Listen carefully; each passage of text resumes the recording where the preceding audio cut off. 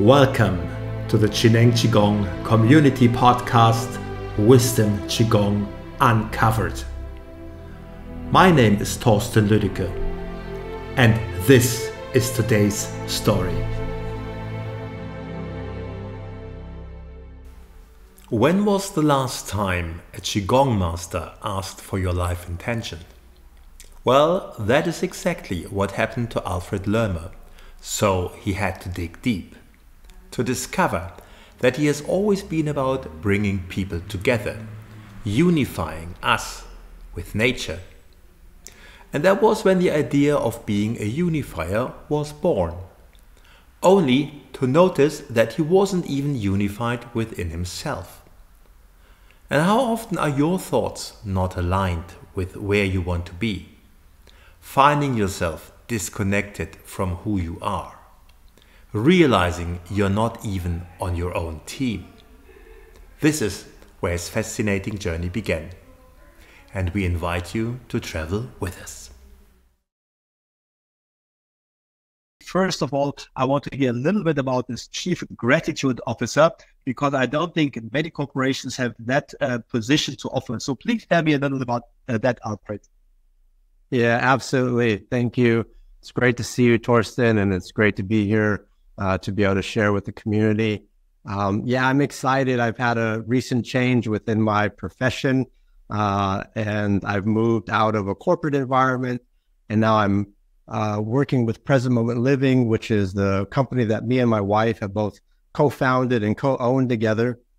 And, I came here and, I've always had a calling to, have a title of like Chief Happiness Officer, but I've heard that before. And so I was like, well, I don't want to do the same thing that other people have done, even though that's kind of the path that I'm looking to take, is something towards joy and happiness. And I said, well, why don't I bring gratitude into the mix and create a role that if I can create any role that I want, well then, and I can put myself in that role, as long as, of course, I have my partner's approval within this, is that I would like to be a Chief Gratitude Officer. And so I'm now the CGO of Present Moment Living. And, part of that is still learning for my own self what that's going to mean to play that role. And if other companies in the future pursue something like that, well, they're going to come to me and say, well, what do you do? Who are you? And how do you bring gratitude to yourself and to your corporation or your organization? And I've always found that one of the sayings that I've heard is that gratefulness brings joyfulness. And so therefore, the more that I can come into a relation with gratitude, the more I can appreciate what I have and that of what it is to be alive, and to be able to share that gratitude with others in support of other people finding joy within their life. But I have to do that within first, and then I do that with those around me, from the company and the organization and my family, and then share that out with others. And so I'm a practicing Chief Gratitude Officer, but I'm excited to step into the new role. It sounds wonderful, Alfred. And I think it is something that we might want to explore in a year's time to see how it went and what your experiences were.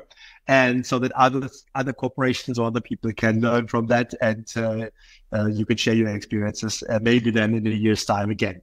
Now, today, we also want to talk about something that actually, came up to my mind when I was thinking, okay, whom to invite. And that is something that you've got a reputation in the community, that unity is something very close to your heart. And maybe let's explore a little bit about that. What does it actually mean to you, and how did you get to that point? Yeah, great question. And I guess it's nice that I'm known in that respect, being that it's something that I'm passionate about. And I think that it's always been something that's called to me from a very early age, that I cared about kind of bringing people together. And I was very much thinking that, well, the way for us to move forward as humanity or as a society was to practice unification so that we can work together. Because I've seen what division does, and I don't gravitate much to division and thinking that it's an actual solution for the future. And so from a young age, I always thought in that way, but I didn't quite know that's what it was that I was longing or looking for until I got older.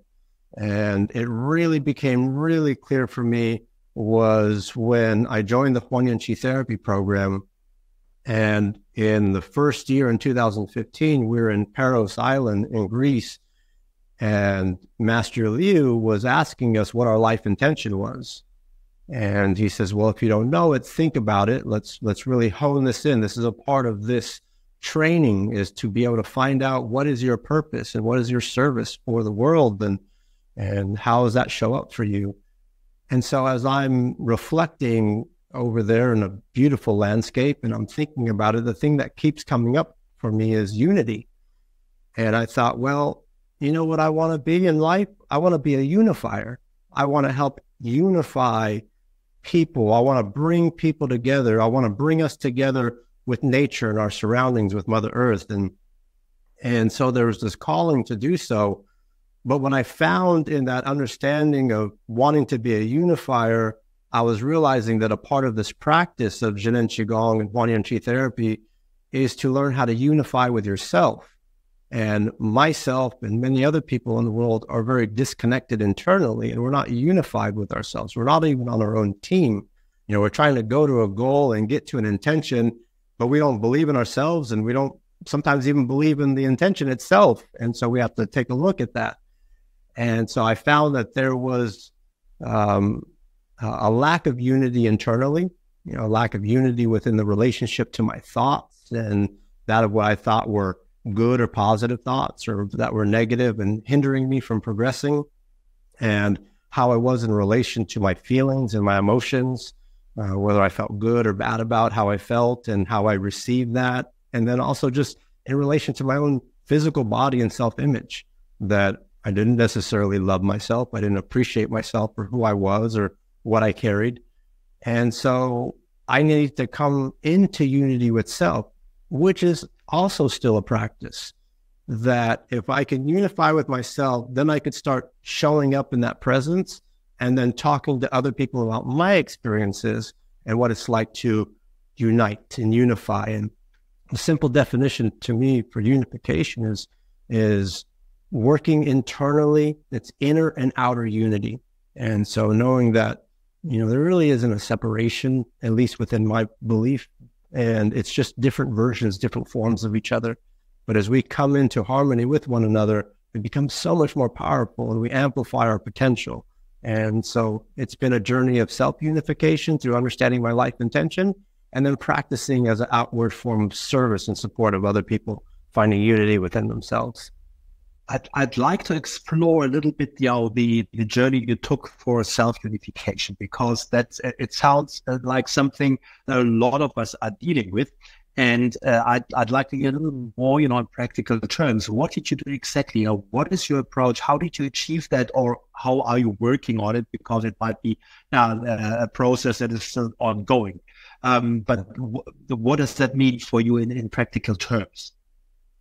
Yeah, I would say that for myself, it's looking at my thoughts and my thought language as one. So it's really about awareness. So, I have an intention to unify, and then say, okay, well, now I need awareness of what that looks like. And so within that awareness, I need to be aware of my thought patterns and my thought language. I need to be aware of my verbal language. I need to be aware of my body language. And so I can see what my habitual patterns are. So we all have these habitual response patterns that as something happens, we think in a certain way, we feel in a certain way, we act in a certain way. So it's like the 3 A's, awareness, attitude, and action, much like the 3 levels of matter or substance. So as I'm looking at thought language, I'm looking at it and I'm saying, well, are my thoughts in alignment and encouraging towards self? Or am I telling old stories about who I am and how I am and what I'm becoming? And are these thoughts in alignment with where I'm trying to go?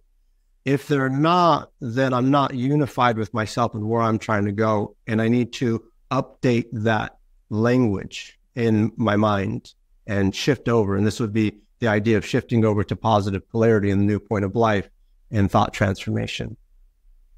The other part is then coming into seeing, well, as emotions come up, instead of greeting them as if they're bad emotions, as something that I want to push away and negative, I actually greet it with kind of almost like a warm hello or a friend, even if it doesn't feel like a friend. So if I get anxious, I'm like, oh, hey, anxiety, what are you here to show me right now? And it really means I just care, and I care a lot. So it creates these feelings. And so I'm able to reframe the relationship to the emotion as well, and then take that energy and transform it into something that is positive or in alignment with who I am or who I want to be. And then the other part is the physical body, is being able to then say, well, if my thought language isn't supportive of who I am or what I look like, then I got to look at the love and compassion I have for myself. And if I've made mistakes or if I make wrong actions, it's okay because I'm not perfect, but I'm learning to be better. So having compassion for the realization of the mistakes, and then saying, okay, I'm grateful for what I realized. What can I apply next? And then practice that moving forward. So knowing that it's a continuous practice to be better, not to be perfect. And so that compassion and that gratitude come in to be essential practices. And then I increase my cultivation by integrating Qigong, not just within the movement and the practices of the methods, but as a mindset of how I continuously live. While additionally bringing in just the culture that I have from being in so many Native American ceremonies and learning these ways as well, that helps me bring together this Western and Eastern philosophy to kind of unite into who I am and help me with my perspective and then help me with my practice to then be able to deepen that relationship and love for self, and then, continue to refine as I go. So let me see whether I understand everything correctly here. So you're not saying you're looking at your thoughts and your feeling and then resisting them and saying, oh, I shouldn't think that, or I shouldn't feel like that, or stupid me, I'm thinking the wrong thing again.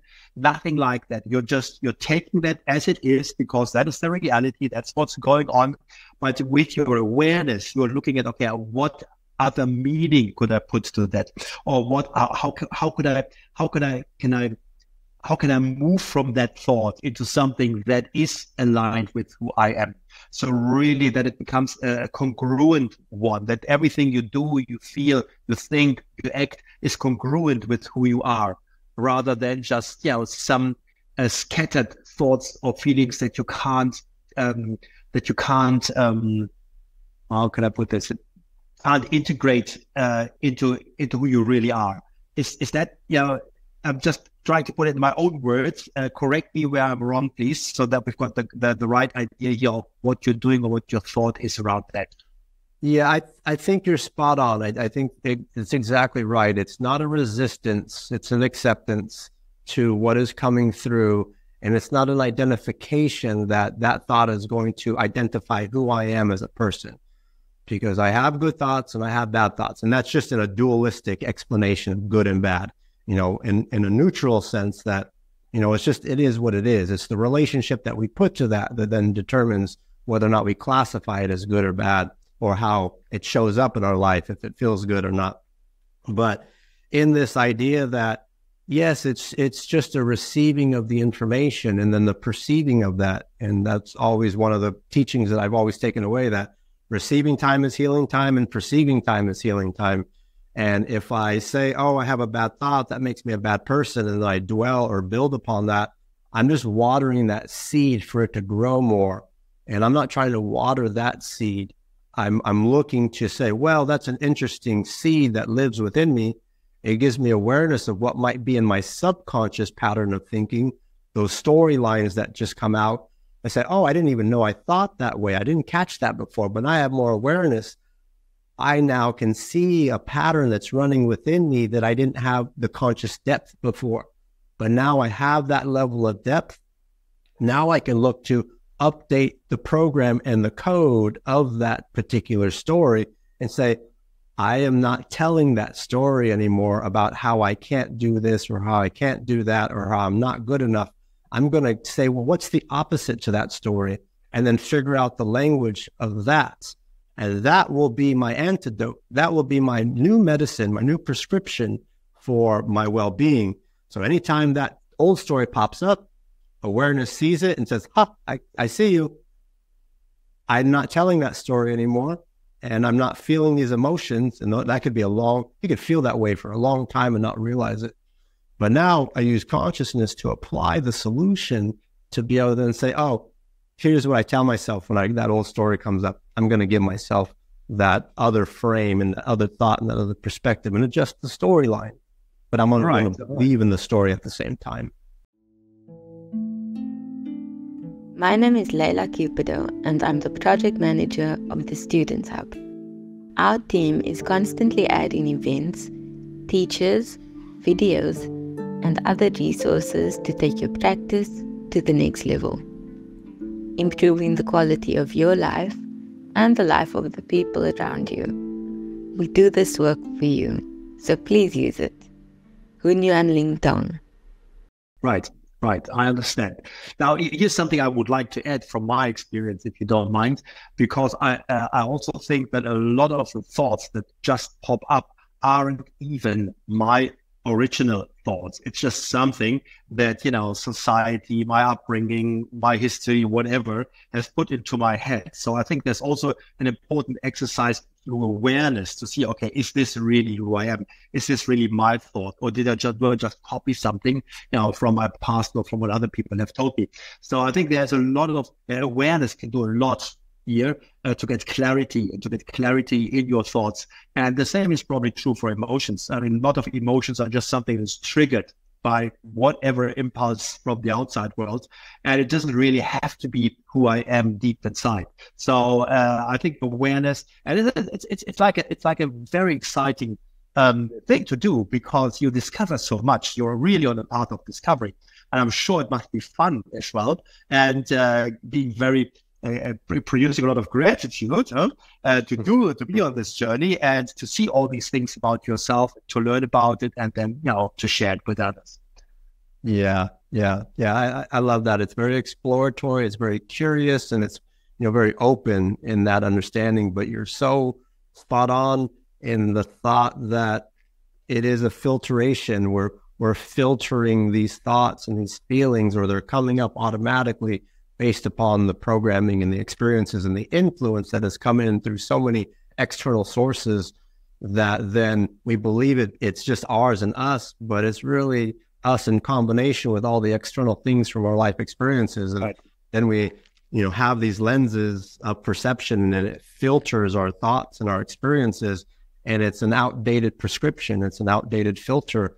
It's an outdated program. And so we presently look to view this world with also that future wisdom and awareness that we're becoming, but we're already bringing that awareness in as we already have it. And so, well, let me adjust my lens to be that of what I'm becoming and being, but not necessarily just of who I've been or what I've experienced.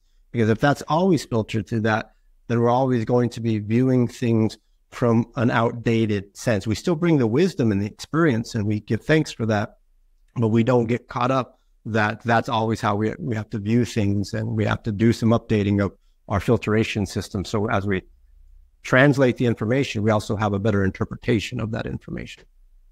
Now this path of unifying within yourself, how has that changed your daily experience, your daily life? Is there anything that you could share from your life, how that has an impact on you and helped you to move forward?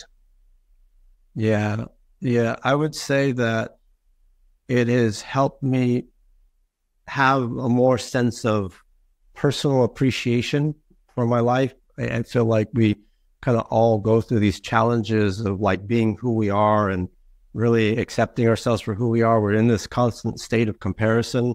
We're in comparison to people outside of us. We're in comparison to older versions of ourselves. We're in comparison to our future version of self, and we're not there yet. And between all these comparisons, comparison is the thief of joy. And we're trying to bring that joy back in. And we're trying to realize, how do I not use self-criticism and self-judgment as a fuel source to move forward? He says, well, get up and go. You're not good enough. And you kind of beat yourself up for failure and use that as a fuel source to move forward. while self-criticism is good as a temporary fuel source when you got to give yourself a boost and saying stop being lazy, it doesn't give you that long-term sustained fuel to be able to get me to where it is that I need to be without feeling drained and beat up because I'm attacking myself internally for that of what I feel I'm not doing well. And therefore, I give love and compassion and grace and patience for other people for them to go through their journey. But yet the expectation upon self is so much greater and so much more demanding that it isn't the same reflection of compassion. So self-compassion in this journey, that it allows me to then be able to really meet myself for who I am now and be able to say, okay, I can actually still right now feel joy, I can feel peace, and I can feel love, even though my life isn't perfect and the things that are around me aren't perfect. They're not ideal. There's a lot of struggles that are going on, but I can actually still feel well, even though there's maybe some illness or disease that's happening throughout the body. I could still feel the sense of wellness within. So that has really allowed me to open up my heart to myself and open up my mind to possibilities so that I can actually be able to be like, okay, right now here, everything is okay. It is okay. And so the appreciation throughout the day and my surroundings is just there's so much more depth. So I feel a greater sense of reverence and sacredness in regards to the day. And it helps me feel whole as a person. And that improves my presence. And so that, I think that's really just impacted the health of my well-being holistically on a day-to-day basis and a moment-to-moment or point-to-point basis. That I absolutely get that. And you were saying earlier that obviously this process is not just within yourself. We're talking about unity here with the outside world, with other people, with nature. So maybe let's go to that level now and talk a little bit about how you see that and how you actually put this into practice. Yeah. I think so. So I've had a deep relationship and longing and love for the earth and the universe, again, from a young age. And then through different practices and ceremonies that deepen that appreciation. And so when I'm going out into a sense of I thought, well, I hear a lot that we're going to go out into nature. I need to go be in nature. And in some respects, it's almost like we're believing internally that we are not nature. Because I believe that we're universal nature as human beings, but it's almost like conceptually and language-wise, we say nature's outside and then human beings are separate, and then we are going to go put ourselves into nature, which is a separate entity. And it is separate in the sense that you're going and experience a world of many different forms and beings and vibrational frequencies, and it has much healing. And so that relationship to the concept of nature really resonates with people. But I think linguistically, it gives the feeling of being separate and therefore kind of underneath the surface, I believe some disconnection. So we're like, oh, we're going to go connect to nature. So I think in the unification of this, that I want to unify with myself in other forms, and that being nature or other people. And that everything is going through a similar evolutionary cycle of growth, and that in that relationship of reunifying with other aspects of life, that if I saw everything as a different version of me, it makes me feel like I'm helping me in not necessarily in the selfish way, but in the loving way that we're kind of helping different versions of ourselves. And this is all a part of that family web, this web that we're all connected, but still coming from the central source that we all have it within us. And so this idea or belief of a philosophy of oneness and us all being different versions of that oneness, that when I come back into relation, it makes me feel that there's a different sense of connection, so that I'm not a stranger to this thing. It is actually a part of me and I'm a part of it. And so how I think and how I feel in relation to it is going to determine a lot of times the health of the relationship between me and it. And so it's like a giving and receiving. And in that giving and receiving, there's just a beauty of blessing that comes in both directions. And so that integration and that thought process really helps me stay in a different respect for life and for everything that's happening around me in that way. And can you see it that people react to that on an unconscious? Do they pick it up on an unconscious level, or when you're with others, does this show your relationship somehow? I believe so. I believe that people will, if it's not spoken, your presence speaks and your energy speaks. The vibration, it's an imprint. It's like an energetic imprint or fingerprint, and so the state of vibration of where I'm at is going to determine the energetic fingerprint that I'm impressing upon someone else. And that as they receive that, my prayer is that they will be able to receive that feeling that I represent, that sense of connectedness and togetherness, and that it makes them feel safe and supported. So they may feel more open to sharing something with me that they wouldn't share with someone else because of that presence, and that it helps them, come into a different realization within themselves that I'm actually doing my best to meet the person in the moment for who they are then. And even if I knew the person from before, that I'm not trying to talk to the story of who I think they are from who I knew them from before. Because when we see someone and we're seeing someone again, and we saw them 5 years ago, in our mind, it's like we saw them 5 years ago and there's a picture of them. It's like a picture that we put on the wall, and we put in the wall of our mind. Then we come to see them again, and they saw us 5 years ago, so they have their own picture. And now when we come to talk to each other, we're actually talking to each other's pictures or each other's stories. We're filtering through the old version. And over the past 5 years, so much has changed within each individual person. So when we come back to talk, are we talking presently to who we are? Or are we talking to each other's stories of who we think we are, or who we're affiliated with in regards to different organizations that we say, oh, you're this person, you believe in that? Well, you start talking to the story and not talking to the person anymore.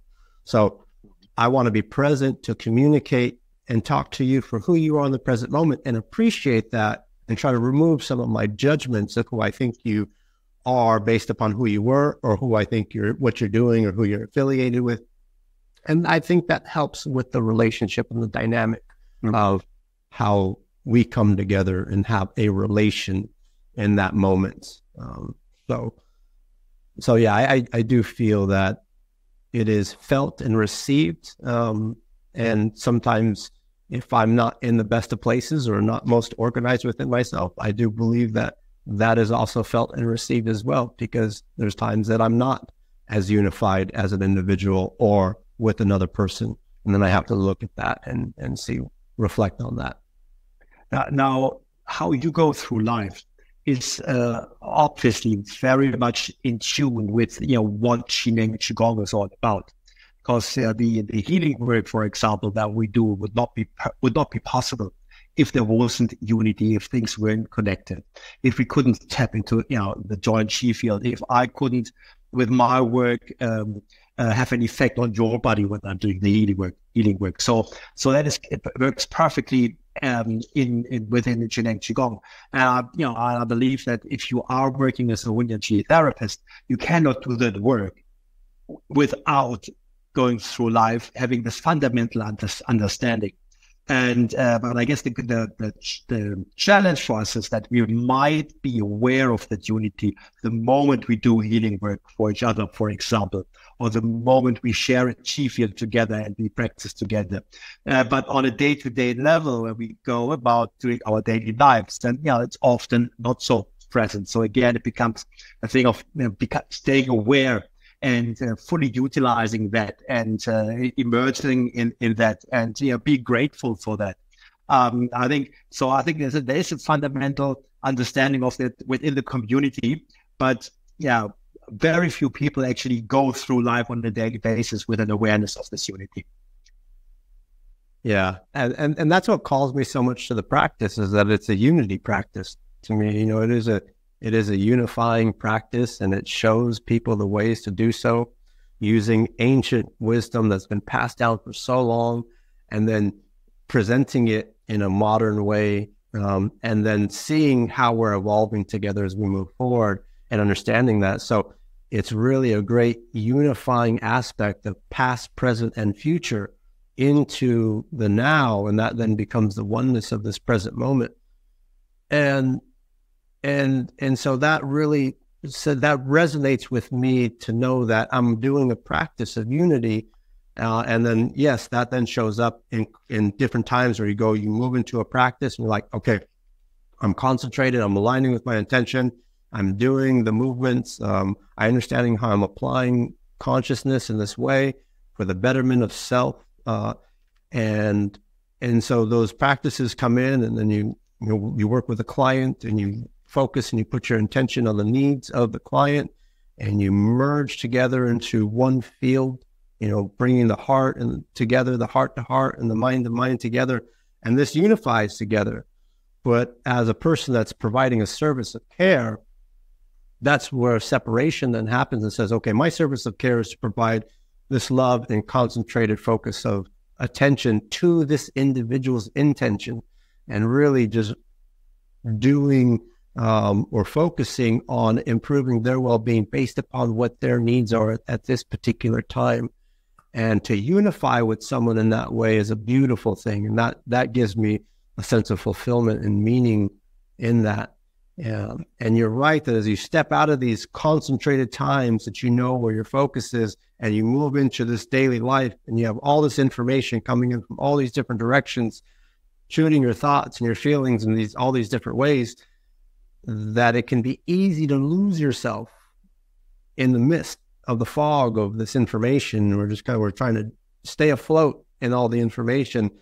And so to stay grounded and stay connected and move to, through this life and all the interactions that we have, and maintaining that peace and that practice of the state of being, that it's important then to carry that awareness of what our intention is consistently, to be able to then realize that connection that we're having throughout all times of the day.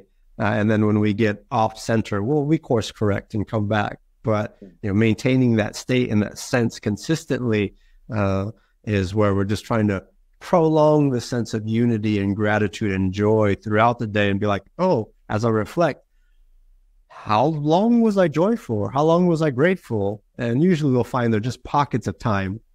Yes. And then it goes away, and then it comes back. And then maybe it's a little longer, or maybe it's shorter. And at the end of the day, you just try to see, like, okay, how well did I do today? And then meet that, reflect, start again, try again tomorrow. Practice being better. And I think that is one of the reasons why most Qigong masters that you and I are working with, they always emphasize the Qigong mindset. So this is a basic setting that you have in your mind, that when you go through your day, this is the mindset that is so important. And it's not just the physical exercises that are obviously very important, but if the mindset is there, then and we see this with some of the masters. I think that's why we find them so attractive, because we see them, we observe them in their daily life, and no matter what life brings up, the basic mindset doesn't change. They're always in the same state of being, and I think without necessarily being able to give it a name at that moment, we feel like, okay, there's something special about that person, which isn't really about the person. It's just that they probably have a learning that we are only just working towards, that makes it so attractive and makes it so fascinating, because it's another thing that they teach us when they talk to us, that we are masters as well. We can do the same thing that they can, and I find that very attractive. So that we don't have to look up to them and say, well, they're a master and I'll never get there. No, we can get there, and it's actually the mindset that will make all the difference for us to to have a similar quality of life and a similar way of gratitude and going through life. Is that fair to say? Is that your experience as well, or have you different experiences? It is. Yeah. That's the thought process I was having in relation to that mindset, was that Qigong mindset. And it's just how you carry yourself. And yes, the masters, and as they've gone through this experience and have deepened their relationship to self and helped to express that out, people are attracted to the magnetic aspect of what it is to resonate at a particular frequency and to be able to give that light out. And so, they become, we are attracted to light that helps give us a sense of clarity on where to go in our path as we're working through the darkness and we're trying to remember who we are. It's like, I feel like this time is called the age of remembrance, because we're in a remembering process of what it is that we already carry within us. And as different people move through their cultivation and reach different states of enlightenment, they're then able to share what they've remembered, and then now helping you to remember. And then it continues to move down to each person, each generation. And so we're remembering, and we're going through this process. And I think that the other thing that I really like about the beauty of this idea that, we're all masters, or the reassurance or the encouragement, is that there's also a very equal thought process between a student and a teacher, or a master and a practicing master, that it says, we're all the same. We're all on the same level in a way. We're all in the same field. We're not necessarily better than one another. We're learning from one another. And so even if you look up to someone and say, wow, you're so cultivated, and I want to give gratitude and thanks, that it's not an idolization, it's a respect thing. And so you give respect to those that have passed down wisdom, and you give reverence to that. But it isn't an idolization aspect, and nor does it look to be, hierarchical in that sense. It's really a matter of respect. And I appreciate that. It's very empowering, and it's very encouraging for the individual to then be able to, say, man, I am special. I am great. And, for so long, we think that we're not. And it's just like, no, you have a unique gift to give. What is that? Let's help use practice to give you clarity to find your purpose, and then do what you do well, so that you can now tell other people about how you got there, and now how you're providing that service to help people then come up together. So we all kind of grab each other by the hand and we move together. And so that's what is also another beautiful thing that I find within the practice, and then within the, just the relationship to everyone involved within that, which makes the community so supportive. And that's a very encouraging community. And a lot of times we lack inner encouragement. And so we get it from the external to fuel our fire. And while we practice building our own internal encouragement, to be able to tend our own fire and fuel our own fire.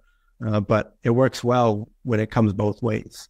It comes internally, it comes externally, we give externally, and then everyone benefits in that way. And that's what I find very beautiful within it. Wonderful. Thank you very much, Alfred. But I don't want to let you go before not asking a little bit about present moment living. That is, it sounds like the obvious name for your organization. So this is the company that you and your wife are running, and the workshops you're doing. Would you say that they are similar to other workshops, or is there something that differentiates your offer other than who you are, obviously, which is a great drawing point for people that they want to work with you? But is there any particular approach that you have that you would like to share with us here? Yeah. Thank you for asking. Yeah, for present moment living, yes, the name reflects the thought that we want to help people live in the present moment, knowing that that's the only moment that we have. And each new moment is the birthing of the next new moment. And it's just a continuous process of, the moment that's past and the moment that's coming. And we keep moving through this process. And as we take this journey as human beings, that whether it's from birth to earth, we want to provide a service of care that supports you in that journey, regardless of the stage that you're at. So some people might be looking to have a newborn that's coming to life and be blessed with good chi, good energy, and really supported to help have a good field for the family as this baby comes into life or has just been born. Or maybe someone is going through an illness and they want support to be able to support them in the transformation of that illness. Maybe someone's looking for life coaching or consciousness coaching to help them work through or navigate a particular stage within their life, or find a sense of purpose and have meaning. Or you're in a state and you need couples support with a relationship within a couple. Or my wife is certified as an end-of-life doula, so you're at the transitioning phase of your life in this physical body, and you need some support and care, or the family needs that, and you need perspective. We want to provide a service of care and love that supports you regardless of the phase that you're at. Presently, we do that with Qigong classes. We do that with Huanyin Qi therapy. And I will also give talks at different places, whether it's a company, an organization, or maybe it's a community, that the thought that I can provide perspective and also practice to support the application of that knowledge, that could then help people understand it logically and conceptually, but also give them the ability to understand how to put that feeling and care into it and put that heart into what they're doing, and then give a practice that helps people get there and get to really deepening the relationship to who they're becoming and help them practice that. And so our services will continue to evolve, but they will be focused within that idea that we want to provide a service of care and love and support of people's well-being. And what that looks like is tailored to the individual, and we find out what they need and do the best we can to support them. And if we're not the ones to be able to do that, then hopefully someone in our network that we can connect them to be able to provide that level of care. And that's essentially what we do at Present Moment Living. I love that it's not just an isolated Qigong exercise you're teaching. It really is a holistic approach where you bring all of who you are and all your knowledge and all your empathy to move the person to the next level. And Qigong obviously is the core in many of your trainings, but you're taking a very holistic approach and not just using it as a tool. And I love that about what you guys are doing. And obviously for all the listeners, the information is in the show notes as usual, if anybody would like to get in touch. And I just want to thank you very much for taking the time today, Alfred. It was a pleasure to have you here on the show. And give my regards to your beautiful wife. And I hope to see you and her somewhere in the world very, very soon. Absolutely. Thank you, my friend. Thank you, my brother. All the best to you and your loved ones. And I look forward to connecting with you soon in the future. Yeah. Thank you very much. Bye-bye. We trust you enjoyed this conversation, and we invite you to subscribe to our podcast so we can stay in touch and notify you of future episodes. We will end today's episode with the 8 verses meditation performed by Jin Qigong teacher Katrin Hendricks. Enjoy.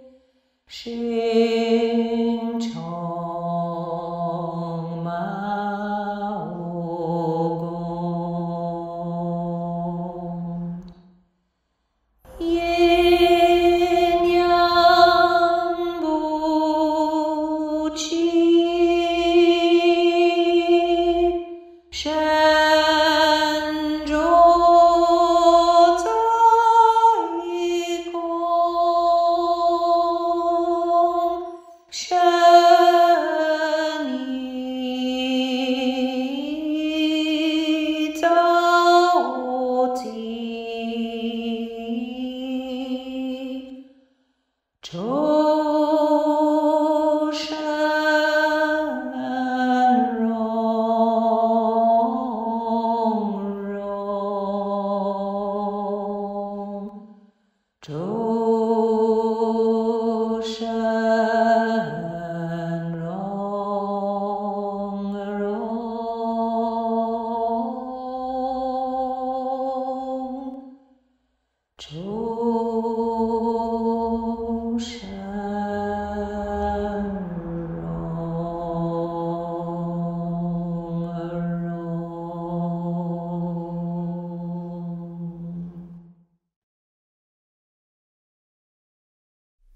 get your free ebook on the 8 Verses meditation, please check the show notes below.